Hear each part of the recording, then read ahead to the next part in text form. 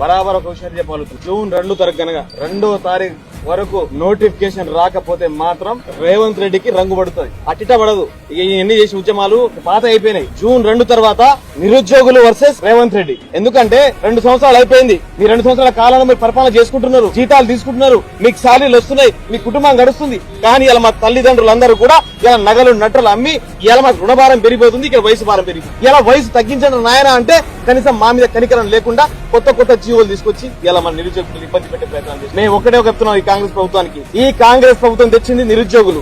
అదే కాంగ్రెస్ ప్రభుత్వాన్ని బొందన పెట్టకపోతే ఈ తెలంగాణ రాష్ట్రం నిరుద్యోగులు లేకుండా పోతుంది. మీరు గనక జూన్ 2 తారీఖు వరకు మిమ్మల్ని ఛాన్స్ ఇస్తున్నాం. ఎందుకంటే జూన్ 2 వరకు రాష్ట్ర ఆవిర్భావం కాబట్టి వెయిట్ చేస్తాం.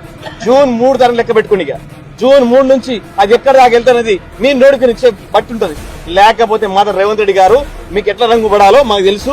మేము ఎందుకు అన్ని శిక్షణ తీసుకుని వచ్చినాం, అన్ని చదివి వచ్చిన పైకి మా మీద లేనిపోని కేసులు పెడితే ఇక మీకంటే పెద్ద హీరోలే అవుతాం. మేం భయపడాల్సిన అవసరం లేదు. మీ కాంగ్రెస్ పార్టీకి మీ నాయకులకి ఎవ్వరు భయపడాల్సిన అవసరం లేదు. మీ కాంగ్రెస్ పార్టీ నాయకుల కంటే 2 ఆకులు ఎక్కువనే చదువుకున్నాం.